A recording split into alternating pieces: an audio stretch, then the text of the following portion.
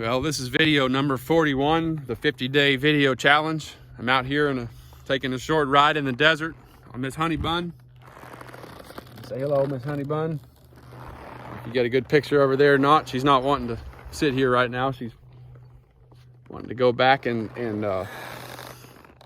stretch her legs, I guess. But anyway, I've been thinking a lot about virtue and what it means. And a video I saw 2 or 3 years ago on what the technical definition of virtue is, which is a habit of doing good. So if you do a good thing, that's great. But if you help an little old lady across the street with the groceries, that's a good thing to do. But just doing that once is not considered virtue. But if you make a habit of it every day of your life and you help little old ladies across the street or help them however you help them, that would be a habit of good things, which would be virtuous. And it's a lot of times I've thought, when I was younger, I thought about virtue as like a religious, in a religious context, which is a lot of times that's what it is, but it really applies to everything I do or we do.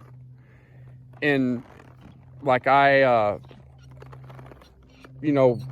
every day practice team roping and practice music and trying to get better and better and be ready to perform when the time comes in the heat of the moment under pressure. That's just, to me, it's like, that's a practice. Really, it's a practice of virtue to have a practice and work on yourself and work on doing the right thing. And like in the roping arena, the right thing is to score well and ride your horse and rope 2 horns and handle the steer face. That's the good that you're working on. And you can, as time goes by, you can get better and better at each aspect.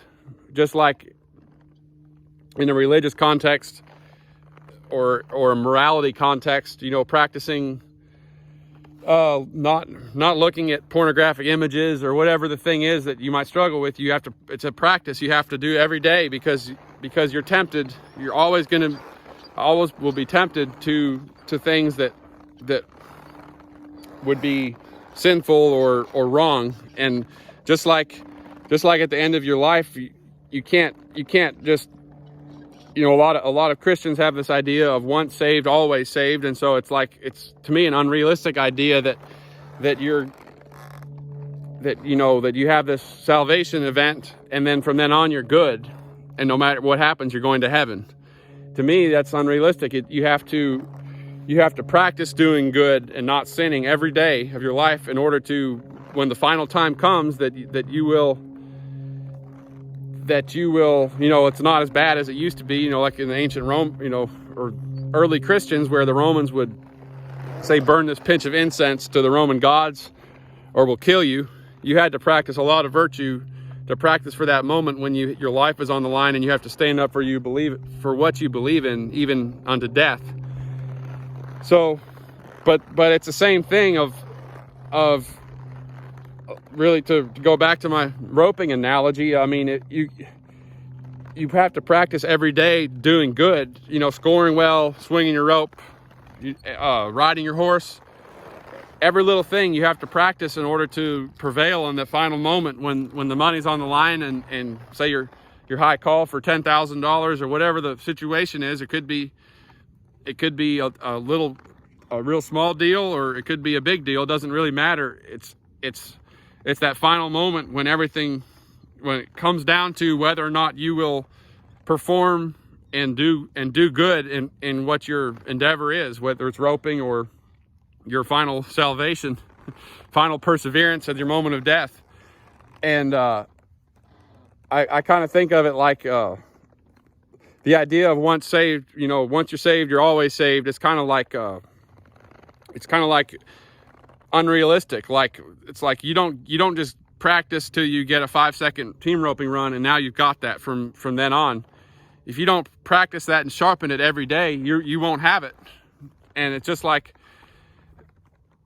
at the end of your life, if you haven't practiced every day doing the good thing in the hard situation, you don't know how you will how you will respond to your final trial, your final judgment.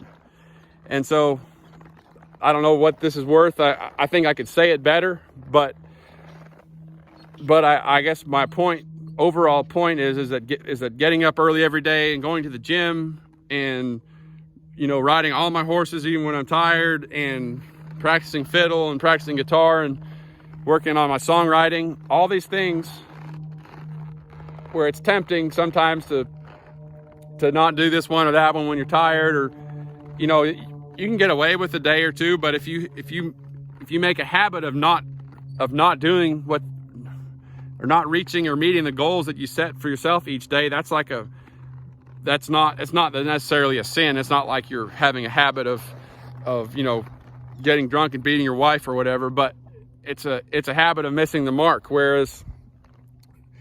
So I think about that a lot every day. It's just, what's the virtuous,